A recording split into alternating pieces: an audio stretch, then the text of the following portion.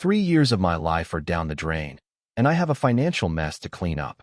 Honestly, I need to get this off my chest before I explode. I met Kenny during what should have been a boring day.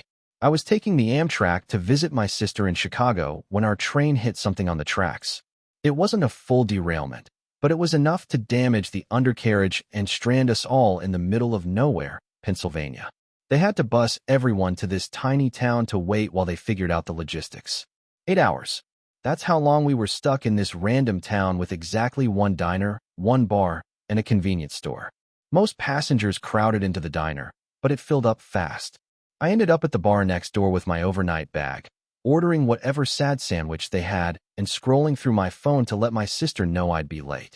Kenny was sitting 2 stools down, also with luggage. He made some joke about how the universe must really want us to appreciate small-town America. I laughed. He was cute, tall, with this messy dark blonde hair and nice hands. I've always been a sucker for nice hands. I don't know why. We got to talking and found out we were both heading to the same general area. He was interviewing for some position, said he was sick of the corporate grind and wanted to build something meaningful. I told him I worked in logistics, not glamorous, but stable. After a few hours of talking and a couple of beers, we exchanged numbers. I didn't think much would come of it, to be honest, but he texted the next day, and we met up for coffee when I got back from my sister's. That interview he was going to, he didn't get the job, but he had another one lined up, he said, and another after that. Always something big on the horizon, always almost landing the perfect opportunity. I didn't mind at first. The job market sucks, and he was charming. 6 months in, his lease was ending. My place was bigger, closer to downtown, and honestly, I was already paying for most of our date nights anyway since his funds were temporarily tight, until he landed his next gig. When he suggested moving in together, it seemed logical. This is where things started shifting. The first month, he paid his share of rent on time. By month 2, he was a week late. By month 3, he had this whole story about how a check from a freelance project was delayed, but he definitely covered next month's rent plus what he owed. I didn't push it. I could handle the rent on my own. It was tight, but doable. And Kenny was home all day, networking and building his portfolio, so at least the apartment was clean, and dinner was usually ready when I got home. I told myself it was temporary. The excuses got more elaborate. The startup he was consulting for had accounting issues. A client was late paying an invoice. The project timeline got extended. Always something just beyond his control, always with a solution just around the corner. Meanwhile, my bank account was getting thinner. I started taking on extra shifts, picked up some weekend inventory work. Kenny would give me these back rubs when I came home exhausted, tell me how amazing I was, how he'd make it up to me when his career took off. My friend Jay was the first to say something. We were grabbing coffee, and I mentioned skipping an upcoming concert because money was tight. She gave me this look and asked how long I was planning to bankroll Kenny's lifestyle. I got defensive, said we were a team, that relationships have ups and downs, that he'd do the same for me. But the comment stuck with me. I started paying more attention, noticed how often he used my Visa for small things without asking, how my grocery bill had doubled since he moved in, but my fridge seemed emptier, how he always had money for a new game or drinks with his friends, but never for bills. When I brought up marriage once, just casually after my cousin got engaged, he looked like I'd suggested we jump off a bridge. He said he wasn't ready, that marriage was serious business, that we had a good thing going. Why rush? I didn't press it. I should have. Then things got weirdly better for about a month. Kenny started going out more, said he was meeting with potential clients, networking events, catching up with old contacts. He seemed energized, said things were finally coming together. I wanted to believe him. That Friday, my friend Em texted me asking if we wanted to grab dinner with her and her boyfriend. Kenny had already told me he had a networking thing, so I agreed to meet them alone. I got to the restaurant early. Em was acting strange, kept checking her phone, giving me these weird sympathetic looks. Finally, her boyfriend arrived and immediately started talking about some tech event he'd been to the night before. And then he said it, asked if Kenny had enjoyed the open bar, mentioned seeing him there with his fiancée. I must have looked confused because they all got quiet. Em took out her phone, started apologizing, saying she wasn't sure if she should show me or not, but she'd seen something on Instagram that morning that didn't make sense. She handed me her phone. It was some woman's profile I didn't recognize, a blonde named Daria. Her most recent post was from the night before. String lights, champagne glasses, and her hand with a diamond ring. Caption: I said yes. Can't believe I get to marry my soulmate. I scrolled through her profile. Posts of them going back at least a month, captions about my man, and date night with the love of my life. In one, they were at the beach from 2 weekends before, when Kenny had told me he was visiting his parents upstate. I excused myself from dinner, told M and her I'd call them later. I went straight home and checked our shared credit card account on my phone. I found charges for restaurants I'd never been to, a hotel downtown from 3 weeks ago, a jewelry store charge from last week, $2,800. That's when it hit me. He'd bought her ring with my money. I sat by the window in our apartment, scrolling through all the evidence until it got dark. Around 9 o'clock, I heard his key in the lock. He came in, kicked off his shoes like it was any other night, went straight to the fridge, pulled out a beer that I'd paid for. I asked him where he'd been. Just networking, he said, making connections. Things were looking up. Then I asked if he'd gotten engaged recently. You should have seen his face. First shock, then this weird smirk, like he was almost impressed I'd found out. When I asked if he'd proposed to that blonde girl from the photos, he just shrugged, said something like, "Look, can we not do this now? I don't owe you anything." I was shaking. "You spent my money, lived with me, and proposed to someone else." I screamed it at him, loud enough that I'm sure the neighbors heard. And that's when he said it, the thing I can't get out of my head. He rolled his eyes, took a swig of beer, and said, "Come on, you really thought I'd give you a ring? You're the kind of girl men settle for when they fail." I didn't fail. I don't remember consciously deciding to hit him, but suddenly my fist connected with his chest, hard. He stumbled back, spilling beer on his shirt. Before he could recover, I slapped him across the face, leaving a red mark on his cheek.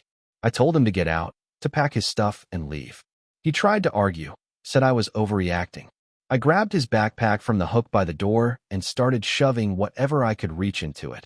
His charger from the counter, some t-shirts from the clean laundry pile. I threw it at him and told him if he wasn't gone in 5 minutes, I'd call his new fiancée and tell her everything. That got him moving.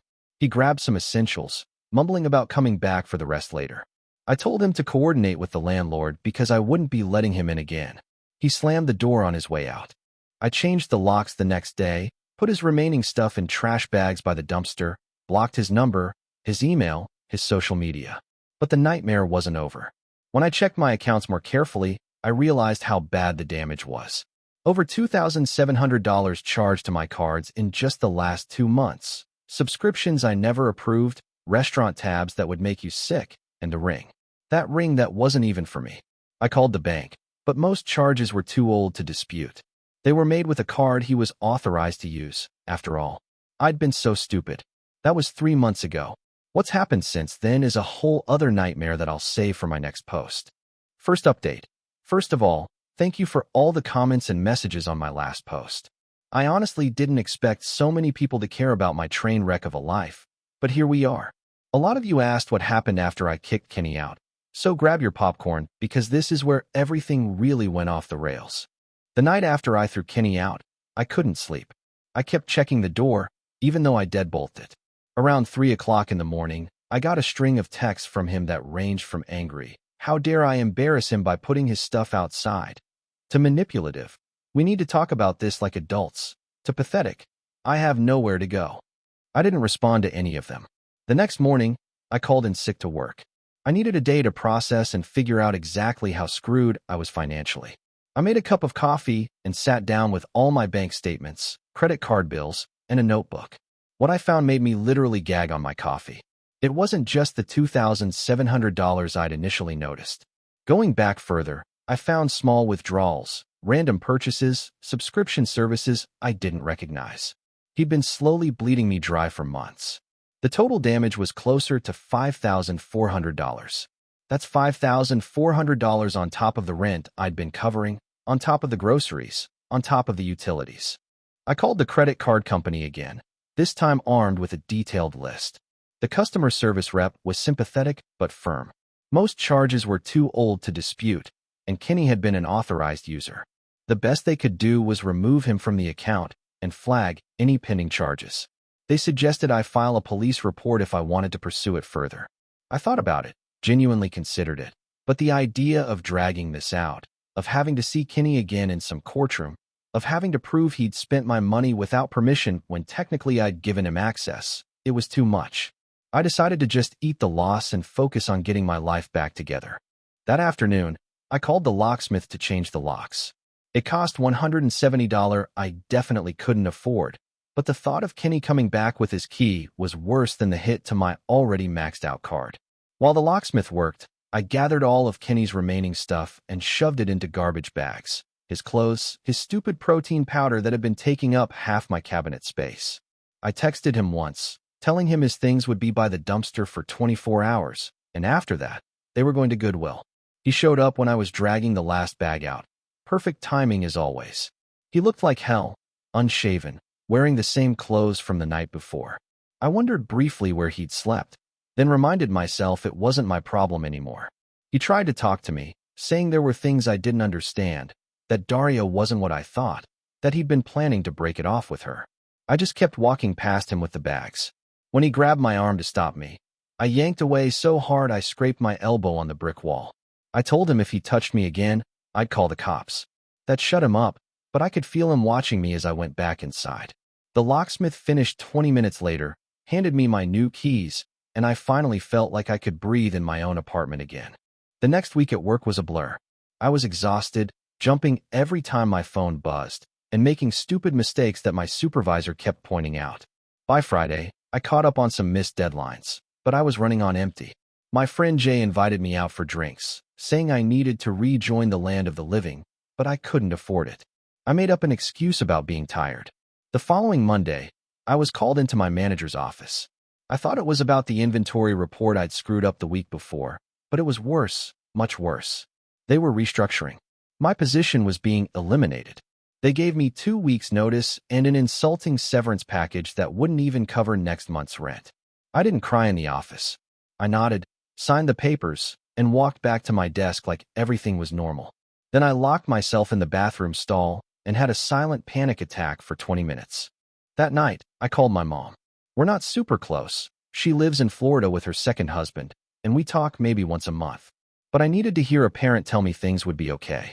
She was sympathetic, but not exactly helpful, said I should never have let Kenny move in without putting a ring on it first, asked if I'd considered moving back home until I got back on my feet.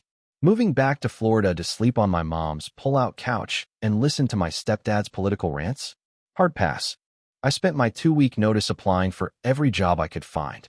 I sent out 73 applications, got 6 responses, all requesting second-round interviews that never materialized. The rejection emails started filling my inbox. By the day I cleaned out my desk, the first week of unemployment, I still had a routine. Wake up, apply for jobs, make a cheap lunch, apply for more jobs, go for a walk to save on heating, make dinner, watch something on YouTube, sleep, repeat. By week 2, my bank account was down to 3 digits. I canceled Netflix, started taking shorter showers, ate ramen and eggs for most meals. I called the electric company to work out a payment plan, called my landlord and promised the rent would be a few days late. He wasn't happy, but said he'd wait until the 15th before charging a late fee. The 15th came and went. I sold my nice watch on eBay, sold some clothes on Poshmark, listed my TV on Facebook Marketplace, but got only lowball offers. Then my phone buzzed with a text from a number I didn't recognize. It was Kenny. He'd gotten a new phone or was using someone else's. He said he needed to talk to me, that Daria had found out about us and broken things off, that he was sorry and wanted to explain. I blocked that number too, but it rattled me. Not because I cared about his problems, but because it reminded me how spectacularly I'd failed at judging character. I'd let this man into my life, into my home, given him access to my finances, and he'd seen me as nothing more than a convenience, a backup plan, someone to use. By the end of the month, I was desperate. My landlord had started leaving voicemail messages about the rent. My electricity had been shut off for 48 hours before I scraped together enough to pay the minimum to get it turned back on. I'd eaten nothing but plain rice for 3 days straight because it was all I had left. I finally swallowed my pride and applied for temporary assistance. The process was humiliating. Filling out forms detailing every aspect of my financial life, waiting for hours in an overcrowded government office, being told I made too much at my previous job to qualify for immediate help. They gave me a list of food banks instead. The next day, I went to one, stood in line with my ID and proof of address, accepted a box of canned goods and nearly expired bread with a smile that felt like it might crack my face, carried it home on the bus feeling like everyone was staring at me, even though nobody cared. That night, I got an email. It was from a small warehouse that needed temporary help during their busy season. The pay was less than half what I'd been making, but it was something. I replied immediately, had a phone interview the next morning, and started the following Monday. The work was physically brutal. 8 to 10 hours on my feet, lifting boxes, scanning inventory, working in either freezing cold or stifling heat, depending on which section of the warehouse I was assigned to. My hands developed calluses, my back ached constantly, and I came home too tired to even think about applying for better jobs.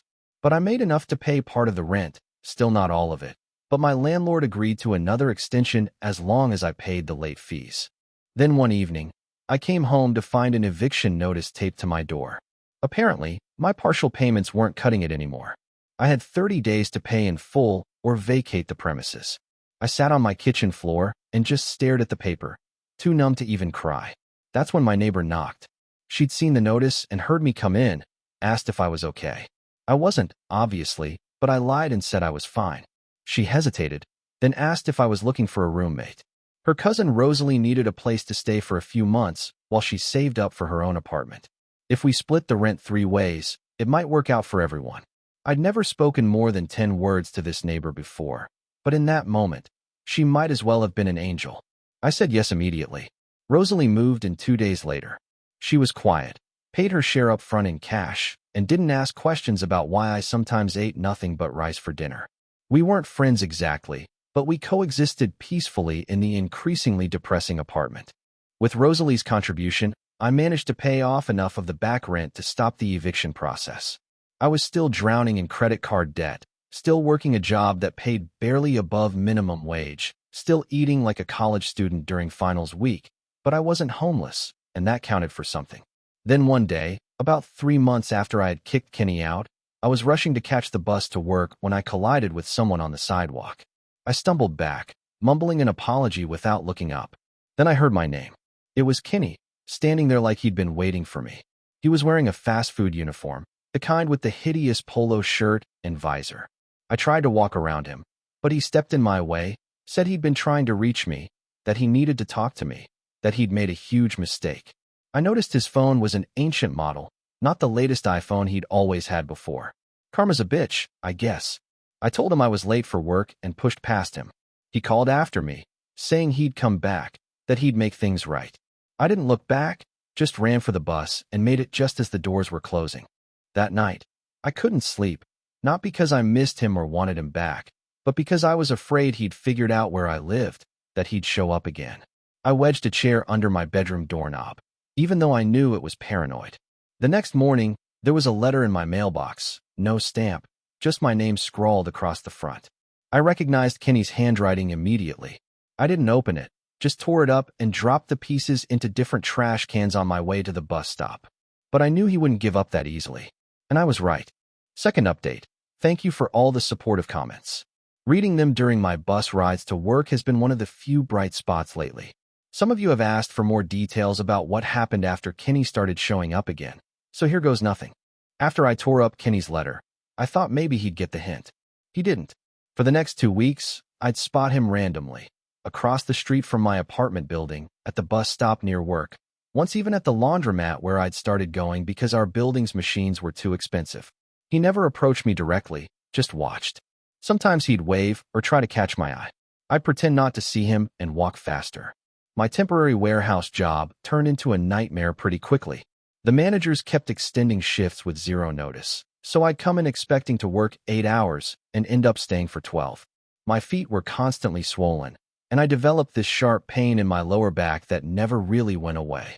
But I couldn't afford to quit, so I just took whatever ibuprofen I could find in the apartment and kept going.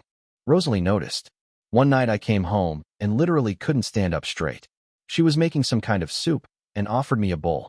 It was the first actual homemade food I'd had in weeks that wasn't plain rice or ramen. We sat at the kitchen table, and for the first time, We actually talked. Turns out, Rosalie had her own Kenny story. Different name, same pattern. It was weirdly comforting knowing I wasn't the only idiot who trusted the wrong person. We started having dinner together when our schedules aligned. Just whatever we could cobble together from our sad pantry in the discount section at the grocery store. But it helped. Then one morning in late November, I woke up feeling like someone had hit me with a truck. My throat was on fire, my head was pounding, and I could barely get out of bed. I called work, croaking through an explanation. My supervisor sighed heavily and reminded me that temp workers don't get sick days. If I didn't come in, I might not have a position when I felt better. I dragged myself to the bathroom, took my temperature with an ancient thermometer I found in the medicine cabinet. 103.5. That couldn't be right.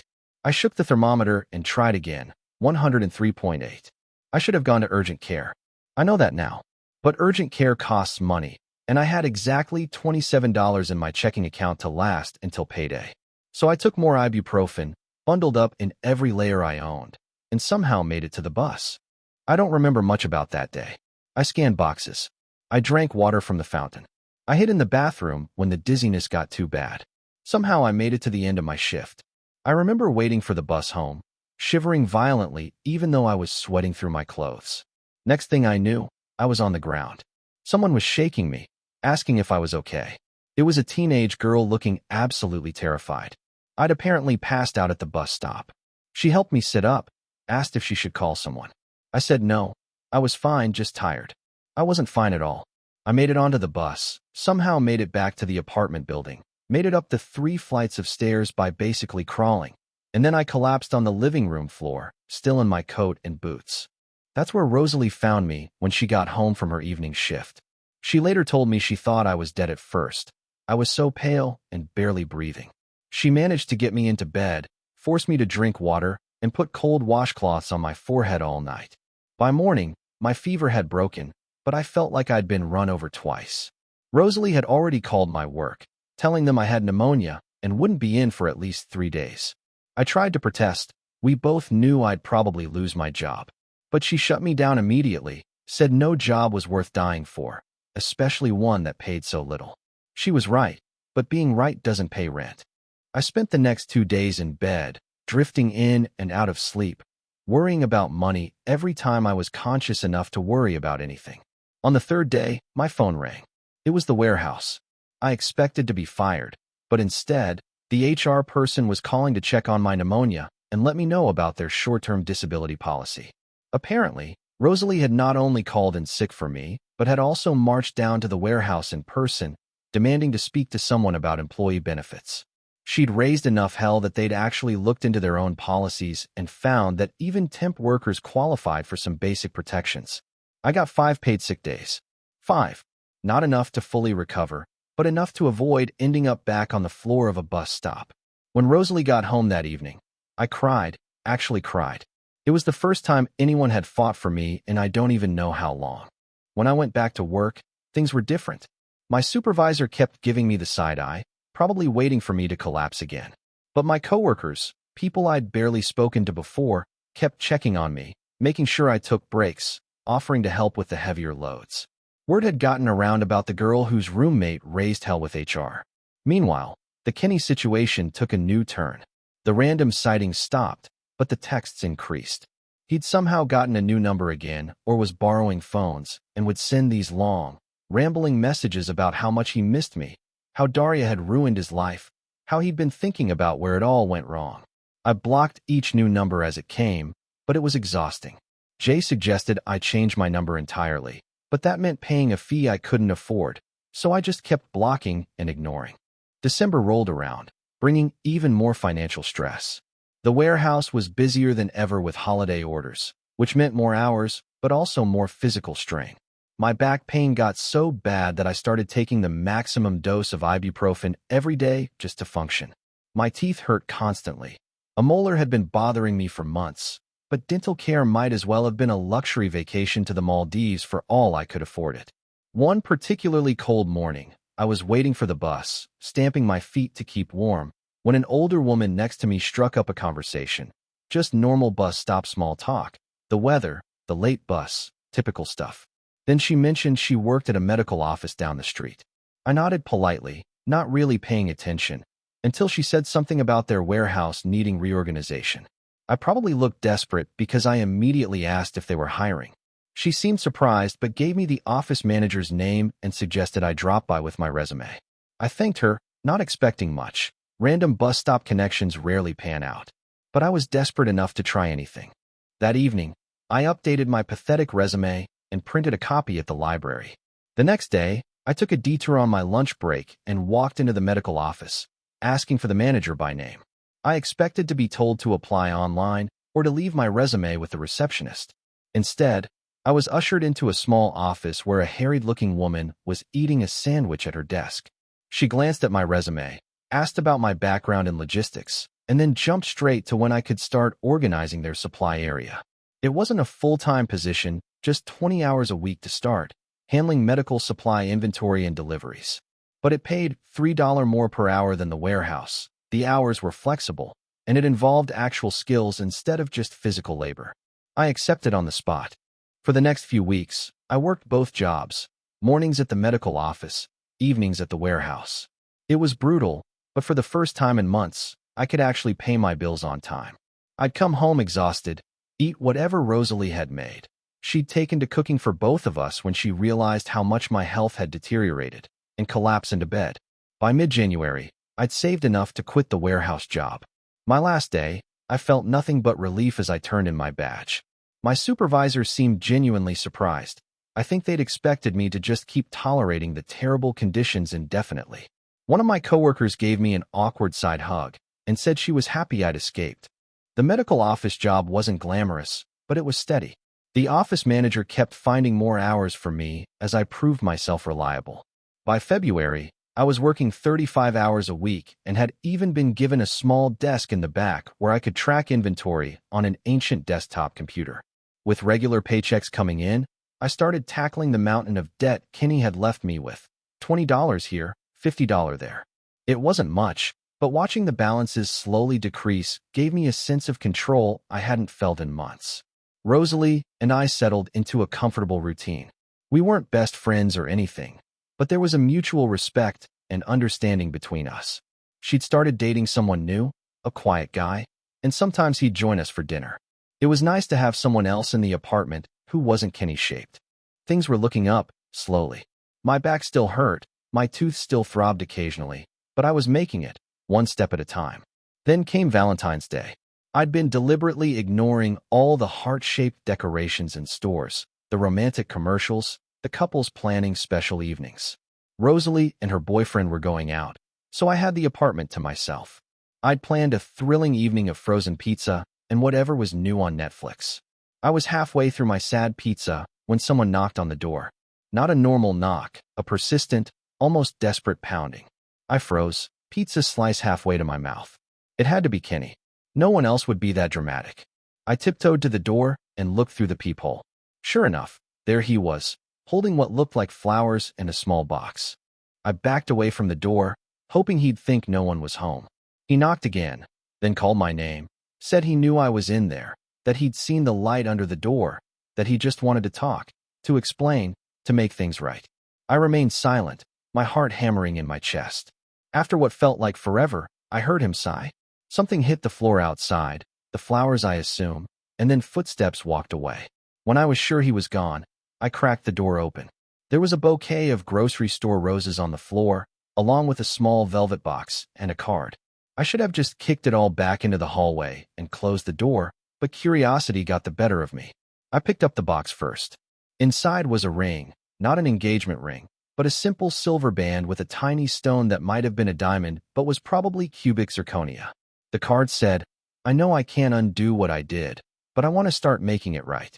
This is the ring I should have given you instead of her. I've changed. Please call me." I stood there in the doorway, looking at this pathetic attempt at redemption, and felt nothing. Not anger, not sadness, not even disgust. Just emptiness. This man had wrecked my life and thought a cheap ring would fix it. I dropped the ring and card into the trash can by the elevator, left the flowers for anyone who might want them, went back to my apartment, locked the door, and finished my now cold pizza. The next morning, I woke up to a text from an unknown number. Kenny again, asking if I'd gotten his gift. I didn't block this one. Instead, I replied with 2 words, move on. Then I blocked that number too. February turned to March. The medical office continued to give me more responsibilities and hours. I paid off one of my smaller credit cards entirely. Rosalie and I repainted the living room on a Sunday afternoon, covering the dingy beige with a soft gray that made the whole apartment feel cleaner somehow. My mom called, surprised that I sounded more like myself. She even offered to help with my dental work if I'd come visit for a weekend. I was still hesitant. My stepdad and I had never gotten along, but the idea of finally addressing my aching tooth was tempting. And Kenny? He finally seemed to get the message. The texts stopped. The random appearances stopped. I occasionally checked Daria's Instagram and saw she'd moved on with someone new. Kenny's account had been dormant for months. I was rebuilding, slowly, painfully, but steadily. Not back to where I was before. I don't think I'll ever be that person again. But somewhere new, somewhere stronger, if more cautious. Final update. Life went on. My hours at the medical office increased to full-time with actual benefits. I finally got that aching tooth fixed during a weekend visit to my mom's.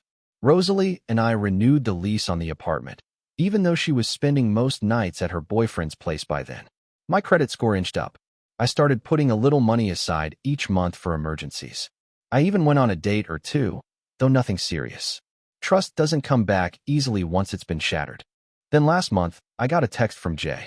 She'd bumped into Kenny at a coffee shop, said he'd asked about me, but in a respectful way, mentioned he was moving to Pittsburgh for a fresh start. I thanked her for the info, but didn't think much of it. Kenny moving away seemed like the best outcome for everyone, which is why I was completely thrown when I opened my apartment door last week and found him standing there, holding a small gift bag. My first instinct was to slam the door in his face, but he looked so different, clean-cut, healthier, wearing clothes that actually fit. He held up his hands immediately, like he could sense my panic, and said he wasn't staying, that he was on his way out of town and just wanted to drop something off. I reluctantly took the bag. Inside was a small box and an envelope. The envelope contained $1,500. The box contained a ring. The ring. The one he'd bought for Daria with my money. The one I'd seen in that Instagram post that started this whole nightmare. He explained that when Daria left him, she'd thrown the ring at him. He'd kept it, initially planning to pawn it, but never got around to it. He wasn't giving it to me as some weird romantic gesture. He was returning something that was technically mine since I'd paid for it, and he wanted me to decide what to do with it. Keep it, sell it, throw it in the river. Kenny said he had a job lined up in Pittsburgh, that he'd continue sending payments until he'd repaid everything he owed me, that he was genuinely sorry for everything, especially for the cruel things he'd said when I confronted him about Daria, that I deserved so much better, and he hoped I'd found it or would find it soon. And then he left. Just a simple wave, and he was gone. I took the ring to a jeweler the next day.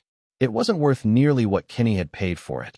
The stone was smaller than it appeared in photos, and the setting was mass-produced. I got just under $1,000 for it, which went straight into my savings account. So that's it. That's the end of the Kenny saga. I'm doing okay now. The medical office gave me a small raise last month. Rosalie did move in with her boyfriend, but I found a new roommate through a colleague, a quiet grad student who pays on time and doesn't steal my food from the fridge. My back still acts up sometimes on rainy days, a souvenir from my warehouse days. My credit score is still recovering. I still occasionally catch myself checking the locks twice before bed. But I'm building something new, something stable. I don't know if Kenny will actually stick with his new path. People can change, but it's rare and usually happens in small, incremental ways rather than dramatic transformations. Maybe he'll follow through on repaying me. Maybe he won't. I've learned not to build my plans around other people's promises. Thank you all for the support through this mess. Your comments helped more than you know on days when I felt completely alone. I probably won't update again. This chapter is finally closed. But I'm grateful for the virtual shoulders to lean on when I needed them.